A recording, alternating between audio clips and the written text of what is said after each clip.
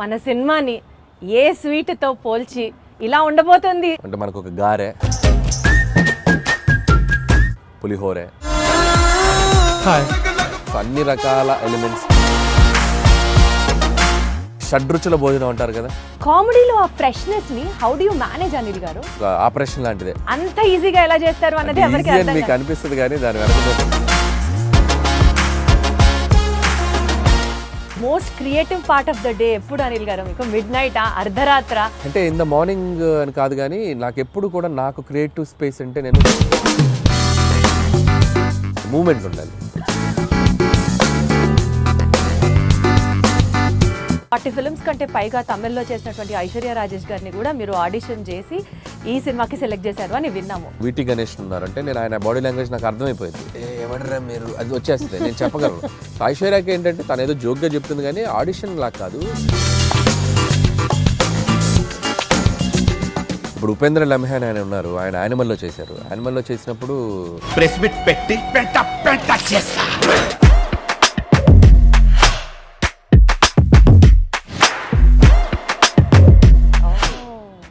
చూసుకొని నేను నరేషన్ ఇచ్చినప్పుడు అతను షాక్ అయిపోయాడు ఉపేంద్ర లమ్హాన్. ఇదేంటి ఈ నాలాగా పర్ఫామ్, ఈ నాలాగా కనిపిస్తున్నాడు ఏంటి, ఇన్ఫాక్ట్ నాకంటే బెటర్ కనిపిస్తున్నాడు ఏంటి అన్నారా? మీకు కాంప్లిమెంట్ వచ్చిందా? యా, ఈ టోల్ లైక్ దట్. నిజంగా చెప్పండి అనిల్ గారు, మీ లైఫ్లో వైఫ్ సెగ్మెంట్ కంటే ముందు గర్ల్ ఫ్రెండ్ సెగ్మెంట్ ఉందా? తెలుసో తెలీదో మీరు బ్లష్ అవుతున్నారు. తెలుసు లేదు నేను చెప్పలేను.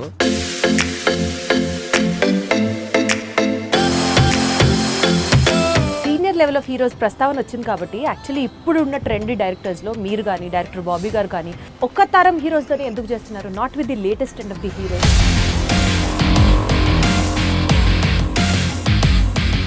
స్టార్స్ వచ్చి మాకు ఇచ్చేది ఆపర్చునిటీ, మేము వెళ్ళి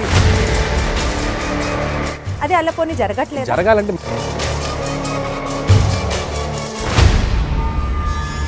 మీకున్న కామెడీ సెన్స్ ఆఫ్ టైమింగ్ కి, చిరంజీవి గారికి ఉన్న కామెడీ సెన్స్ ఆఫ్ టైమింగ్ కి మీరిద్దరూ కలిసి ఒక ప్రాజెక్ట్ చేస్తే it would be in still more next level అని అనిపిస్తున్న నేపథ్యంలో అసలు దాని గురించి ఎప్పుడైనా ట్రై చేశారా, ఆలోచన చేశారా? ఒక 2-3 సార్లు అనుకున్నాము. సో బిఫోర్ సంక్రాంతికి వస్తున్నాం కూడా మెటీరియలైజ్ అయ్యేదాకా వెళ్ళి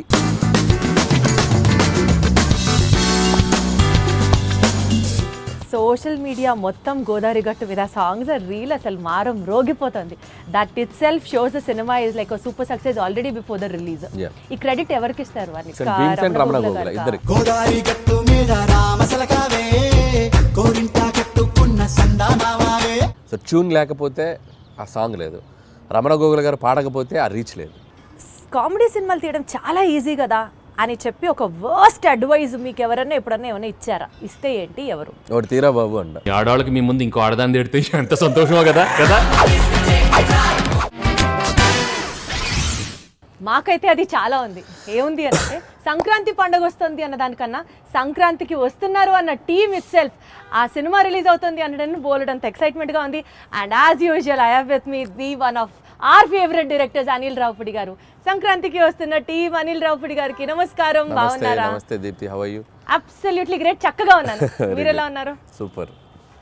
ఏంటి అనిల్ గారు అంత సైలెంట్ గా, అంత కామ్ డౌన్ గా ఉన్నారు? అంటే నీ టోను రీసౌండ్ వస్తుంది నాకు.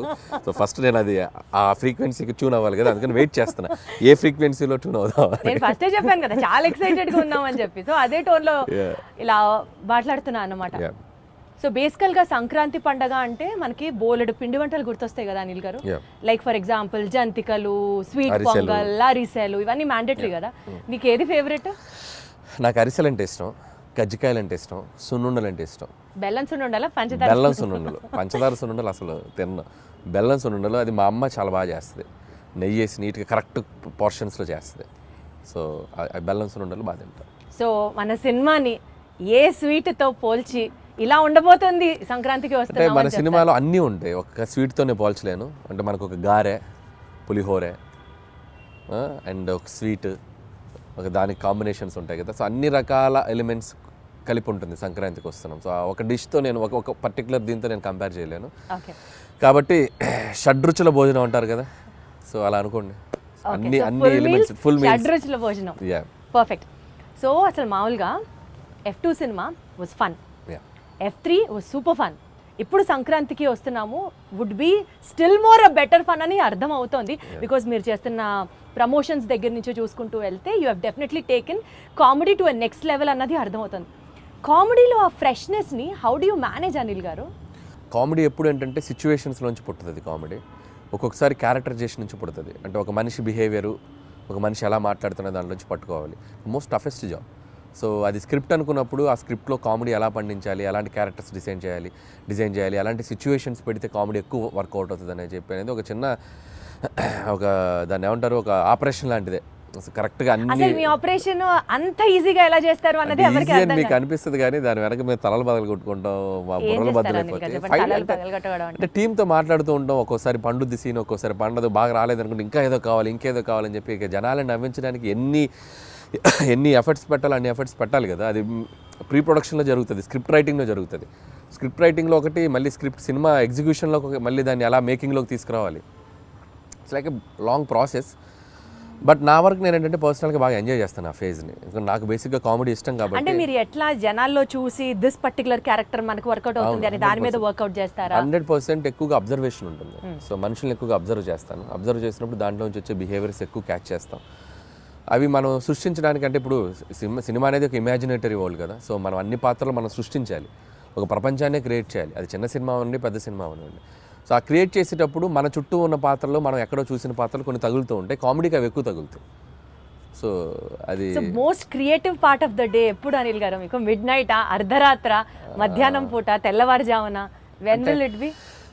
అంటే ఇన్ ద మార్నింగ్ అని కాదు, కానీ నాకు ఎప్పుడు కూడా నాకు క్రియేటివ్ స్పేస్ అంటే నేను మ్యూజిక్తో ఎక్కువ ఉన్నప్పుడు బాగా వస్తుంది ఐడియాస్. అంటే journey, any journey is biggest నాకు క్రియేటివ్ స్పేస్. ఒక ప్లేస్కి వెళ్ళిపోయి లేదు, కార్లో అట్లా రాదు. కార్లో వెళ్తుండాలి, మూమెంట్ ఉండాలి.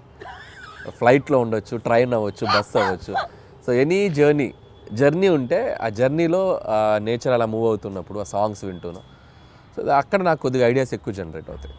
యాక్చువల్లీ మీరు చేసే కామెడీ టైమింగ్ మూవీస్లో ఈవీవి సత్యనారాయణ గారి టైమింగ్తో, కామెడీ టైమింగ్తో చాలామంది రిలేట్ చేసుకుంటుంటారు. Because your stories will have comic content in it and also human values ఉంటాయి. ఫన్ చుట్టూరు ఆ సినిమా అంతా తిరుగుతూ ఉంటుంది.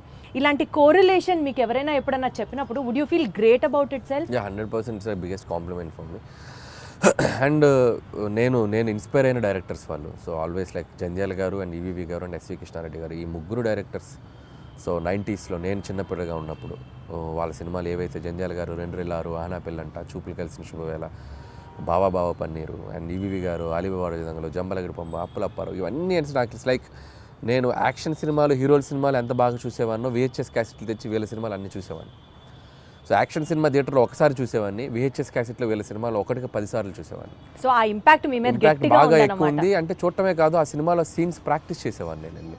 సో స్కూల్కి వెళ్ళి ఫ్రెండ్స్ తోటి చెప్పేవాడిని. సో జంబలగడి పంప సినిమా ఉంది, ఫ్రమ్ టైటిల్ కార్డ్ నుంచి ఎండ్ వరకు నరేషన్ ఇచ్చేవాడిని. అప్పులప్పారావు నరేషన్ ఇచ్చేవాడిని. అంటే వెళ్ళిపోయేది సినిమా. వెళ్ళిపోయి అలా చెప్పడం వల్ల ఏంటంటే తెలియకుండా మనం 10 సార్లు పాట పాడటం స్టార్ట్ చేస్తే ఆటోమేటిక్గా మనకి సంగీతం అలవాటు అవుద్ది. కరెక్ట్. సో అదేమో మరి చిన్నప్పుడు నేను ఎక్కువ ప్రాక్టీస్ చేయడం వల్ల ఒక క్రియేషన్, ఒక కామెడీ క్రియేట్ చేయడం, లేకపోతే సిచ్యువేషన్ మాట్లాడటం, ఒక డైలాగ్ అల్లటము, అలాంటిది అది నాకు అనిపిస్తుంది. బట్ బేసికల్గా కూడా అంటే స్క్రీన్ మీదే కాకుండా బయట కూడా మీరు అంతే కామెడీ కైండ్ ఆఫ్ అ పర్సనా? 100%. లేదు 100%. చాలా లైవ్లీగా ఉంటాను నేను. నా చుట్టూ ఉన్న మనుషులు ఎప్పుడు నవ్వుతూనే ఉంటారు, నవ్వుతూ మాట్లాడుతూ ఉంటాను నేను. సో సీరియస్గా ఉండేది చాలా తక్కువ. వండర్ఫుల్.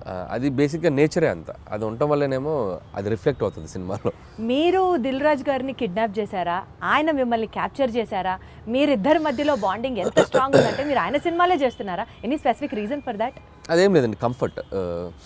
సో లాస్ట్ 8 ఫిలిమ్స్ అదేం లేదు, నేను లాస్ట్ 8 ఫిలిమ్స్లో majority of the films Raju గారితో చేశాను. ఎగ్జాక్ట్లీ. సో 2 ఫిలిమ్స్ బయట చేశాను. అనిల్ సుంకర్ గారితో Sarileru, Pataas first NTR arts చేశాను, తర్వాత షైన్ స్క్రీన్స్ సాహుతో చేస్తాను, నెక్స్ట్ కూడా మళ్ళీ సాహుకి చేస్తున్నాను.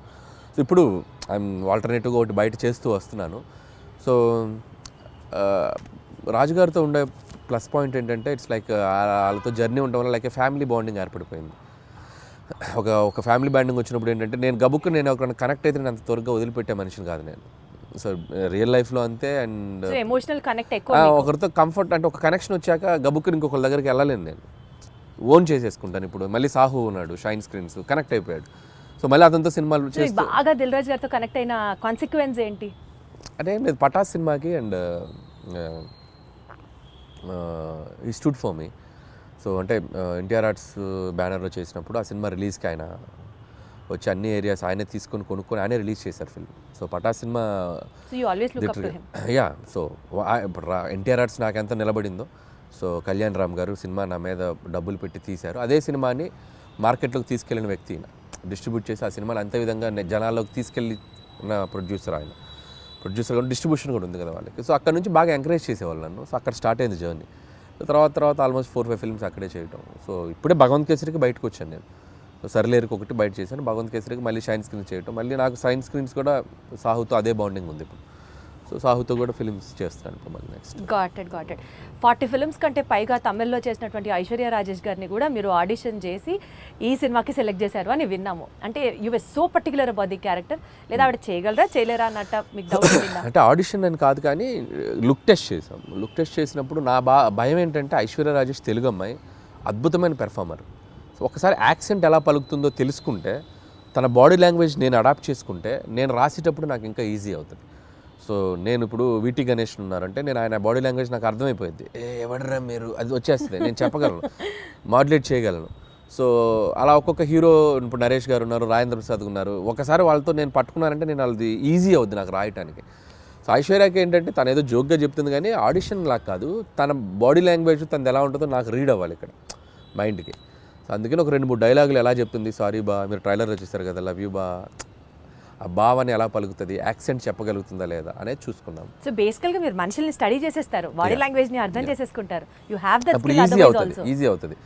ఇప్పుడు ఉపేంద్ర లమ్హాన్ ఆయన ఉన్నారు, ఆయన యానిమల్లో చేశారు. యానిమల్లో చేసినప్పుడు నాకు విపరీతంగా నచ్చిన క్యారెక్టర్. నేను సందీప్ రెడ్డి వంగతో కూడా దాదాపు చాలాసేపు మాట్లాడి ఆయన నంబర్ తీసుకొచ్చాను నేను. యానిమల్ ఇంటర్వెల్లో వస్తాడు, బొమ్మలు అమ్ముకునేవని అనుకుంటున్నారా అనేది విచిత్రమైన టైమింగ్ ఉంటుంది. అది నాకు భలే చూడగానే భలే అనిపించింది నాకు. అరే భలే పెక్యులర్గా ఉన్నాడు ఇతను అని తీసుకొచ్చి, నేను ఆ సినిమా యానిమల్ ఒక 10 సార్లు చూసాను ఆయన బాడీ లాంగ్వేజ్ని క్యాప్చర్ చేసుకోవడానికి. చూసుకొని నేను నరేషన్ ఇచ్చినప్పుడు అతను షాక్ అయిపోయాడు, ఉపేంద్ర లమ్హాన్, ఇదేంటి ఈ నాలాగా నాలాగా కనిపిస్తున్నాడు ఏంటి, ఇన్ఫ్యాక్ట్ నాకంటే బెటర్ కనిపిస్తున్నాడు ఏంటి అన్నారా? మీకు కాంప్లిమెంట్ వచ్చిందా? యా, ఈ టోల్ లైక్ దట్. సో నేను ఆ బాడీ లాంగ్వేజ్ని ఓన్ చేసుకోవడం వల్ల, ఆ మిమిక్రీ చేయడం ఒక ఇది ఉంది కాబట్టి నాకు ఈజీ అవుతుంది క్యారెక్టర్స్తో రాయటానికైనా పెర్ఫామ్ చేయించడానికైనా. అప్పుడు నాది వాళ్ళ మీద రుద్దటం కంటే వాళ్ళ దాన్ని బెటర్గా అడాప్ట్ చేసుకుని దాన్ని బెటర్ చేయడం ఉన్నప్పుడు ఎప్పుడు ప్లస్ అవుతుంది. ఏమన్నా స్కెచ్ ఏమన్నా sketch. Meenakshi is such a beautiful heroine. ఇప్పటి వరకు తను చేసిన ఫిల్మ్స్లో తన క్యారెక్టర్కి తగ్గ స్కోప్ రాలేదు అని ఒక చిన్న పాయింట్ ఉండింది. ఈ సినిమాలో how you going to show it to her? So Meenakshi బేసికల్గా వెరీ డెడికేటింగ్గా చేసే అమ్మాయి. అండ్ ఇద్దరు అమ్మాయిలు వెరీ గ్రౌండెడ్. నేను చేసిన అన్ని సినిమాల్లో బెస్ట్ యాక్టర్స్ వీళ్ళిద్దరు, I can say proudly. So very down to earth and very friendly, చాలా పెద్ద open statement, very friendly. And like A time చెప్పినా, ఏ సినిమాకి అంతసేపు ఉండాలన్నా, నైట్ ఎక్స్టెండ్స్ అయినా, నో కంప్లైంట్స్ అట్ ఆల్. గుడ్డులా కష్టపడతారు సినిమా కోసం ఎంత దూరమైనా కష్టపడేటువంటి మెంటాలిటీ ఉన్న అమ్మాయిలు ఇద్దరు. అండ్ వెరీ జెన్యూన్ సోల్స్ అనమాట. సో అందుకని వాళ్ళకి అందుకే మీరు అన్నట్టు మీనాక్షికి లక్కీ భాస్కర్ తనకి మంచి పాత్ర పడింది, బాగా చేసింది. అండ్ ఈ సినిమాలో కూడా తనకేంటంటే ఐశ్వర్య రాజేష్తో వచ్చేసి ఒక కంప్లీట్ ఇన్నోసెంట్, ఒక చదువు రాని ఒక పల్లెటూరు గబ్బలై ఒక వెంకటేష్ గారి వైఫ్గా ఉండి భర్తని విపరీతంగా ప్రేమించి పక్కన ఆడగాలి సోకితే చాలు ఫ్రస్ట్రేట్ అయ్యి పొసెసివ్గా ఫీల్ అయ్యే అమ్మాయి లైఫ్లో. అమ్మో భర్తకి ఒక ఎక్స్ గర్ల్ ఫ్రెండ్ ఉండటం అనేది ఒక షాకింగ్. ఆ అమ్మాయి ఎలా డీల్ చేస్తుంది అనేది ఆ అమ్మాయి క్యారెక్టర్. మీనాక్షిది వచ్చేసరికి దానికి బౌన్స్ అవ్వాలి, ఆ అమ్మాయి క్యారెక్టర్కి బౌన్స్ అవ్వాలి. సో మీనాక్షిది కూడా చాలా మంచి రోల్. అండ్ యాక్షన్ ఉంది, ఫస్ట్ ఒక 10 నిమిషాలు అమ్మాయికి ఒక ఫైట్ కూడా ఉంది. And police officer role. So glamour wise, cutout wise ఆ అమ్మాయిది కూడా సినిమాకి హెల్ప్ అవుతుంది ఇద్దరు. Got it. సో నిజ జీవితంలో ఉన్న సంఘటనలు తీసుకొని మీరు సినిమాల్లో, అంటే the most delicate and sensitive element is what you pick up for your films అనుకుంటే, నిజంగా చెప్పండి అనిల్ గారు, మీ లైఫ్లో వైఫ్ సెగ్మెంట్ కంటే ముందు గర్ల్ ఫ్రెండ్ సెగ్మెంట్ ఉందా? ఇవి చెప్తే కాపురాలు కూలిపోతాయి, చెప్పలేము. మీది కూడా లవ్ మ్యారేజ్ అనే విన్నాం. అంటే ప్రతి వాళ్ళకి ఎక్కడో ఒక చోట ఒక లవ్ స్టోరీ ఉంటుంది. అది 10th క్లాస్ నుంచి ఇంటర్లో ఉండొచ్చు, ఇంటర్ టు ఇంజనీరింగ్ ఉండొచ్చు, ఇంజనీరింగ్లో ఉండొచ్చు, లేకపోతే సాఫ్ట్వేర్ మీకు ఎక్కడ ఉందన్నది నేను జాబ్ చేసి ఉండొచ్చు. తెలుసుకోవాలనుకుంటున్నాను. అది నేను అవి చెప్తే ఇక నా లైఫ్ బయోపిక్ నేను తీసుకోవాలి. అనిల్ గారు మీకు తెలుసో తెలీదో మీరు బ్లష్ అవుతున్నారు తెలుసా? లేదు నేను చెప్పలేను. సో మా వైఫ్కి తెలుసు నాకేముందో, కాబట్టి నేను పబ్లిక్గా చెప్పలేను. అండ్ ప్రతి ఒక్కరికి ఉంటుంది. అందుకే నేను తీసుకున్న ఎలిమెంట్ F2 కానీ, అండ్ F2 కూడా ఇట్స్ లైక్ వైఫ్ హస్బెండ్ మధ్య ఉండే క్యూట్ రిలేషన్షిప్లో ఉండే చిన్న చిన్న fun things, problematic things discuss చేయడం వల్ల that become a very very big hit. ఇప్పుడు కూడా ఏంటంటే ప్రతి మనిషి, ప్రతి ఒక మగాళ్ళ లైఫ్ అవ్వచ్చు, అమ్మాయిలకు కానీ ఎక్కడో చోట ఒక పాస్ట్ ఉంటుంది. సో ఆ పాస్ట్ని మనం బ్యూటిఫుల్గా డ్రైవ్ చేస్తే ఎలా ఉంటుంది, సో దానివల్ల ఉండే ప్రాబ్లమ్స్ని ఎలా మనం చెప్తే ఎలా ఉంటుంది అంటే అనేది. మీ నిజ జీవితాన్ని రెప్లికేట్ లేదు, చేశారా నా నిజ జీవితం కాదు, ఇది అందరికీ మంది కనెక్ట్ అయ్యే ఎలిమెంట్. సో నాది ఉండేది తక్కువ ఉండొచ్చు, ఇంకోటికి ఎక్కువ ఉండొచ్చు, అంటే మీకంటూ ఉంది. ఎవరికైనా ఉంటుంది అన్న. అందరిలో మీరు ఉన్నారంటున్నా. నాకు అంత పెద్ద లవ్ స్టోరీ లేదు, అది నా వైఫ్కి తెలుసు కాబట్టి ఇబ్బంది లేదు. నాకు పెద్ద లవ్ స్టోరీ లేదు, అస్సలు లేదు. నాకు లవ్ స్టోరీ ఉంటే ఇప్పటికి నేను 10 లవ్ స్టోరీలు తీయాలి. మీరు గమనించండి, ప్రతి వాడి జీవితం వాడు తీసే సినిమాలో రిఫ్లెక్ట్ అవుద్ది. ఏ డైరెక్టర్కైనా తన పర్సనల్ లైఫ్లో జరిగిన ఇన్సిడెంట్స్ ఎక్కువగా రిఫ్లెక్ట్ అవుతాయి. నాకు మ్యారేజ్కి ఎక్కువ రిఫ్లెక్ట్ అవుతాయి, మీరు గమనించారో లేదు. నేను తీసే సినిమాలో మ్యారేజ్ ఫేజ్ ఎక్కువ ఉంటుంది, హస్బెండ్ వైఫ్ ఫేజ్ ఎక్కువ ఉంటుంది, కాబట్టి అది మెజారిటీ పార్ట్ ఉంది.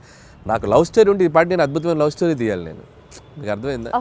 సో కాబట్టి లాజికల్లీ చెప్తున్నాను నేను. సో నా లైఫ్లో కామెడీ ఎక్కువ ఉంటుంది, ఎంజాయ్మెంట్ కామెడీలో ఎక్కువ చూస్తా, సెటారిక్ ఫన్ చేయటం దీంట్లో ఎక్కువ చూస్తాను. కాబట్టి నేను తీసే సినిమాలు ఎక్కువగా ఫన్ బేస్డ్ ఉంటుంది. So I'm fun loving person. కాబట్టి వెంకటేష్ గారికి ఈ స్టోరీ చెప్పిన వెంటనే డిడ్ యూ యాక్సెప్ట్ ఇట్ అండి? అంటే ఈజీగా అనిపించిందా మీకు ఆయనకి చెప్పడం? లేదు, ప్రతి లైన్ వెంకటేష్ గారికి నాకు ఒక చిన్న ఈక్వేషన్, మా ఇద్దరికి ఒక ట్యూనింగ్ ఉంది. సో అనిల్ బాగా తీయగలనే నమ్మకం వెంకటేష్ గారికి ఉంది.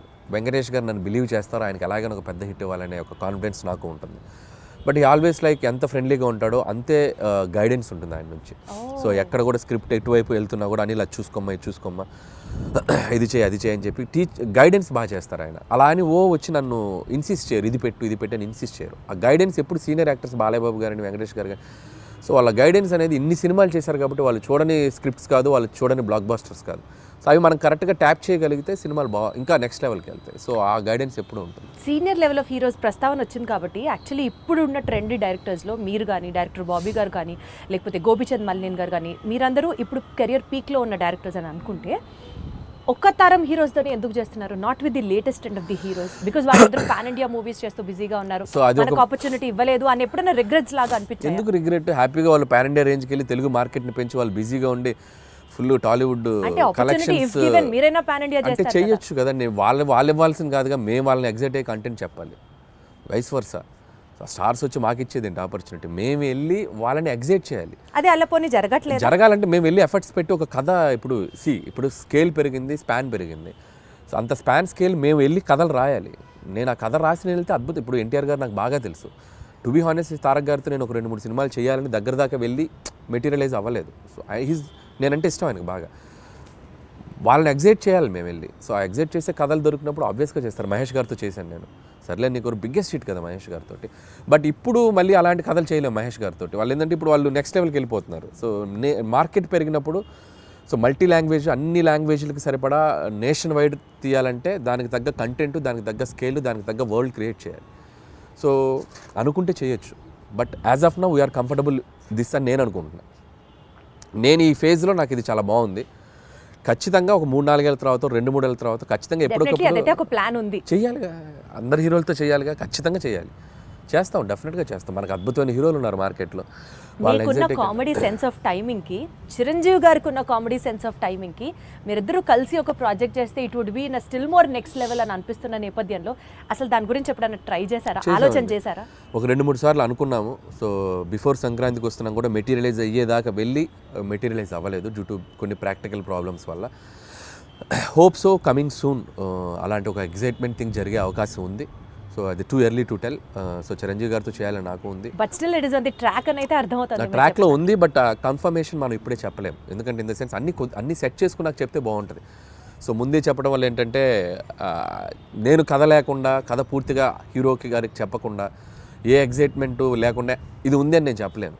ఇద్దరం ఎగ్జైట్మెంట్లో అనౌన్స్ చేసామనుకోండి, కిక్ వేరు. సో అందుకని అది అంతా మెటీరియలైజ్ అయ్యాక చెప్తే బాగుంటుంది. Still we're in it's very beginning స్టేజ్లో ఉంది. సో మీరు అన్నట్టు చిరంజీవి గారితో నేను అనేది చేయాలి అనుకున్న ఇది మాత్రం ఖచ్చితంగా డెఫినెట్గా మా ఇద్దరికి ఒక ఎంటర్టైన్మెంట్, ఆయనకి ఏం చేస్తే బాగుంటుందనే ఐడియా నాకుంది.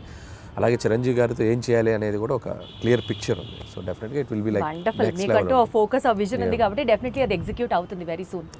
ఈ సినిమా ప్రమోషన్స్ గురించి మాట్లాడితే అంతా యూనిక్గా, చాలా డిఫరెంట్గా ప్లాన్ చేయడం వాజ్ యువర్ చాయిస్ అండి, your idea, in fact your creative part. Especially Venkatesh గారు నేను పాట పాడతాను అన్నది ఎవ్రీ ఫిలిం అంటే ఎపిక్. అది నేను ఇప్పుడు కాదు, ఎవ్రీ ఫిలిం ఆల్మోస్ట్ F3 ముందు నుంచి కూడా, సరిలేరు టైం నుంచి అని చెప్పలేను కానీ F3 దగ్గర నుంచి కూడా భగవంత్ కేసరికి కూడా కొన్ని రీల్స్ చేశాను అమ్మాయిలతోటి, శ్రీలీల కాజల్తో కూడా చేశాను. బట్ ఈ సినిమాకి ఎక్స్ట్రీమ్ చేసాం. అంటే ఈ సినిమాకి క్రియేటివ్ పార్ట్ అంతా మీదేనా ఐడియా? లేదు, టీం ఉంది. I have a team. So digital team ఉన్నారు, వంశీ శేఖర్ అండ్ మనోజ్ టీం ఉన్నారు. బట్ నేను ఎక్కువ పార్టిసిపేట్ చేస్తాను. వాళ్ళు చేసిన దాంట్లో అవి ఇన్స్టెంట్గా నేను క్రియేట్ చేసుకున్నాను. వెంకీ గారు నేను అనుకున్న చేసినవి కొన్ని ఐడియాస్. వాళ్ళు ఏంటంటే నేను ఐడియాస్ చెప్పాక వాళ్ళు డెవలప్ చేస్తారు, వాళ్ళ దగ్గర ఏదంటే నేను ఇంకా బాగా డెవలప్ చేస్తాను. It's like mutual. But most of the time ఏంటంటే నేను ఎక్కువ ఇన్వాల్వ్ అయ్యి వాళ్ళని ఎంకరేజ్ చేస్తూ ఉంటాను.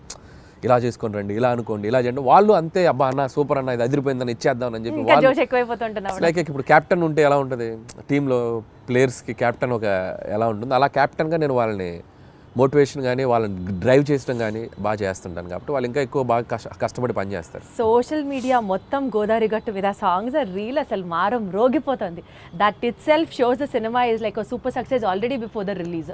ఈ క్రెడిట్ ఎవరికి ఇస్తారు? సో భీమ్సేనండి, 100% భీమ్స్ అండ్ రమణ గోగుల ఇద్దరికి. సో ట్యూన్ లేకపోతే ఆ సాంగ్ లేదు, రమణ గోగుల గారు పాడకపోతే ఆ రీచ్ లేదు. అసలు ఆల్ ఆఫ్ అ సడన్ ఆయన పిక్చర్లోకి తీసుకొచ్చారు. All of a sudden it became a blast. All of sudden కాదు, ఇట్స్ లైక్ ప్లాన్డ్. ఒక మంచి వాయిస్తో వెళ్ళాలని మేము వెయిట్ చేసాం. ట్యూన్ ఎప్పుడో జూన్లోనే కంపోజ్ అయింది ట్యూన్. సో దాన్ని మేము ఓపిక్గా వెయిట్ చేసి ఎవరితో పాడిస్తే బాగుంటుంది అనుకొని ఫైనల్గా రమణ గోల్ గారు అయితే బాగుండని చెప్పడం. అక్కడి నుంచి భీమ్స్ రమణ గోల్ గారికి టచ్లోకి వెళ్ళి ఆయన ఒప్పుకోవడం. సో బేసిక్గా ట్యూన్ అద్భుతంగా ఉండడంతో రమణ గోల్ గారు కూడా ఈజీగా యాక్సెప్ట్ చేశారు. సో వచ్చాక ఆయన పాడి ఆయన చమక్కులు కొన్ని యాడ్ చేసి రే ఇలాంటి చమక్స్ ఉంటాయి ఆయనవి ఉండటం. ఇట్స్ లైక్ టీమ్ వర్క్, అందరూ అద్భుతంగా. So regular set of questionnaire కాకుండా ఒక చిన్న ర్యాపిడ్ ఫైర్ చేద్దాము. ఫాస్ట్గా టక్కన ఆన్సర్ రావాలి మీరు. Okay, because that it self is rapid fire. హీరోగా చేస్తారా, విలన్గా చేస్తారా? మీకు ఆపర్చునిటీ ఉంటే విలన్గా చేస్తారు. Who is your favourite villain? నా ఫేవరెట్ విలన్ రఘువరన్. ఆ వాయిస్ ని మిమిక్ చేయగలరా మీరు? ఒక్కసారి. శివ శివ శివ శివ వాడేమన్నా దేవుడా, 2 లారీల జనాన్ని తీసుకెళ్ళి చంపేయండి. వేరే లెవెల్ అని గారు మీరు. ఏదో గుర్తుంది అప్పుడు. మీ ఫేవరెట్ పంచ్ లైన్ మీ సినిమాల్లోది, సీక్రెట్ గా మీరు రియల్ లైఫ్ లో మీరు వాడుకునేది ఏంటి? డైలాగా? ఫేవరెట్ పంచ్ లైన్ మీకంటూ పంచ్ లైన్స్ తెగుంటాయి కదా మీ సినిమాలో. పంచ్ డైలాగులు అంటే నా సినిమాలో నాకు అంతేగానే ఫేమస్ కదా, అదే వాడుతుండేవాడిని. అంతేగా అదే వస్తుంది. అంటే మీ రియల్ లైఫ్ లో కూడా మీకు అదే వస్తుంది జనరల్ కాన్వర్సేషన్స్ లో ఎవరైనా ఏదైనా చెప్పినా అంతేగా అంటూ ఉంటాం. ఓహో, అది మీ ఊతపదం అయిపోయింది. వండర్ఫుల్. అయితే సో అసలు ఇంత కామెడీ సినిమాలు తీసే మీరు లైఫ్లో ఎప్పుడన్నా ఫుల్ ట్రాజడీ, ఎమోషనల్, కళ్ళమ్మటి నీళ్ళు వచ్చే సినిమా ఎప్పుడన్నా తీస్తారా?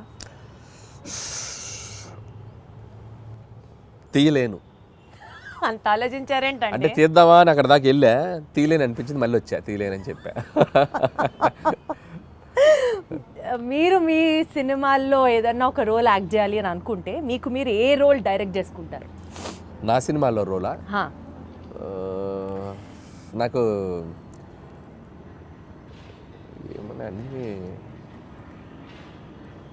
చూసారా అడిగిన క్వశ్చన్ అర్థం. అన్ని సినిమాల్లో అన్ని క్యారెక్టర్స్ బాగానే ఉంటాయి.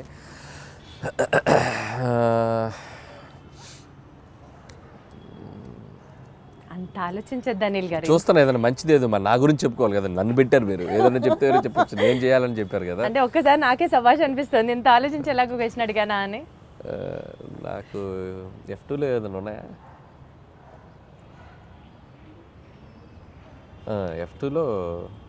F2లో రఘుబాబు గారి రోల్ బాగుంటుంది నాకు. సో వెంకీ గారి పక్క నుండి ఎమ్మెల్యే క్యారెక్టర్, అదైతే నన్ను పెట్టుకొని ఇంకోసారి తీసుకుంటాను. అది బాగుంటుంది, వాళ్ళిద్దరు మంచి కెమిస్ట్రీ కూడా బాగుంటుంది. కరెక్ట్ సూట్ అవుతుంది కదా పర్ఫెక్ట్గా. వండర్ఫుల్. సెట్లో హ్యాండిల్ చేయడానికి హీరోస్ బెటరా, హీరోస్ ఈజీయా, లేకపోతే కమెడియన్స్ని హ్యాండిల్ చేయడం సెట్లో కష్టమా? నాకు అందరితో ఒకటే ఈ క్వశ్చన్. హీరో అయినా కమెడియన్ అయినా అందరితో బాగుంటాను నేను. They love me, I love them. అందరితో ఒకలా ఉంటుంది, ఒకరు ఎక్కువ ఒకరు తక్కువ ఏం చెప్పారు అనిల్ గారు, ఏం చెప్పారు. సో యూజువలీ మీరు ఒక సినిమాకి టైటిల్ పెట్టేటప్పుడు స్క్రిప్ట్ ఫస్ట్ చూస్తారా, లేకపోతే క్యాచీ టైటిల్ కావాలనుకుంటారా? క్యాచ్ టైటిల్ ఆలోచిస్తాం, స్క్రిప్ట్ కి సంబంధం స్క్రిప్ట్ లేకపోయినా లింక్ అవ్వాలని ఆలోచిస్తాం. అది లింక్ అవ్వాలి. స్క్రిప్టా క్యాచీ టైటిల్? Catch title. ఇప్పుడు జీవితాంతం బతకడానికి కావాల్సినంత డెలిషియస్ ఫుడ్ ఒకవైపు, బ్లాక్ బస్టర్ సినిమాలు ఒకవైపు, ఈ రెండిట్లో ఒకటి చూస్ చేసుకోవాలంటే ఏం చేస్తారు? Block buster films. అంటే ఫుడ్ లేకపోయినా పర్లేదా? ఓకే, సినిమా అనేది నాకు ఎనర్జీ, కిక్. అది అసలు సినిమా. మీరు రియల్ లైఫ్లో విలన్ ఎవరు? నా రియల్ లైఫ్లో విలన్ నేనే. ఎందుకు మీరు అంత harshగా ఉంటారా? ఒక్కొక్కసారి నాకు ఆ సందీప్ రెడ్డి వంగలాగా ఉండాలనిపిస్తుంది. నాకు రియల్ లైఫ్లో అతనిలాగా బోల్డ్గా ఎవరైనా ఏదైనా కౌంటర్ చేస్తే అవతల వాళ్ళు క్వశ్చన్ అడిగే వాళ్ళు కూడా వణికేలా మాట్లాడతాడు. So that is the character. I love him. అలా ఉండాలనిపిస్తుంది. అప్పుడు నాకు విలన్ ఎందుకు అలా ఉండరు మీరు? నాకు రాదు అలా ఉండడు.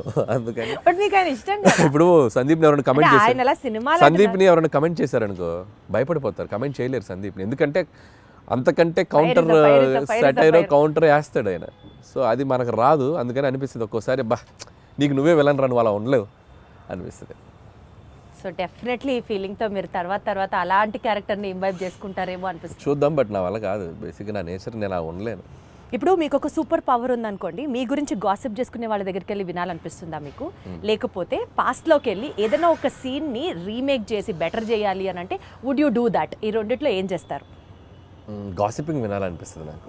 ఎవరైనా గాసిప్ ఎవరైనా చెప్తే వెళ్ళి ఒక చెవి వినాలనిపిస్తుంది. ఏం మాట్లాడు, మన గురించి బయట వాళ్ళు ఏం మాట్లాడుకున్నారు, పొరుగింటోళ్ళు పక్కింటోళ్ళు అనే ఇంట్రెస్ట్. మీకు అలా మీ గురించి ఎవరైనా ఏమైనా మాట్లాడుకున్నది మీ చౌదాకా వచ్చింది? రాలేదులే కానీ, బట్ తెలుసుకోవాలి ఉంటుంది. మన గురించి మన వెనక ఏం మాట్లాడుకుంటారో తెలుసుకోవాలి ఉంటుంది. మీరు గాసిప్ చేస్తారా? అయితే నేను తక్కువ చేస్తారు. గాసిపింగ్ చేయని మనుషులు ఎవరు ఉండరు. ఎందుకంటే Obviously. హ్యూమన్ బీయింగ్కి ఫస్ట్ మాట్లాడుకునేదే గాసిపింగ్. అదేంటి ఇదేంటి అనే మాట్లాడుకుంటాం మనం. లేకపోతే కాన్వర్జేషన్స్ ఎక్కడ జరుగుతాయి, ఏదో ఒక థర్డ్ పర్సన్ డిస్కషన్ జరగాలి కదా. సో కామెడీ సినిమాలు తీయడం చాలా ఈజీ కదా అని చెప్పి ఒక వర్స్ట్ అడ్వైజ్ మీకు ఎవరైనా ఎప్పుడన్నా ఏమైనా ఇచ్చారా? ఇస్తే ఏంటి, ఎవరు? ఒకటి తీరా బాబు అంట.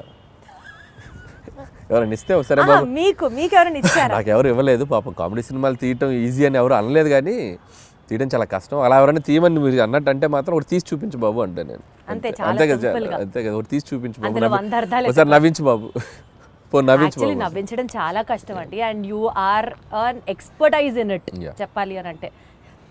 ఒక డాన్స్ సీక్వెన్స్ ని కొరియోగ్రాఫ్ చేయడానికి ఇష్టపడతారా? ఒక ఫైట్ సీక్వెన్స్ ని యాక్షన్ డైరెక్ట్ చేయడానికి ఇష్టపడతారా? డాన్స్ సీక్వెన్స్ ని కొరియోగ్రాఫ్ చేయడానికి ఇష్టపడతా.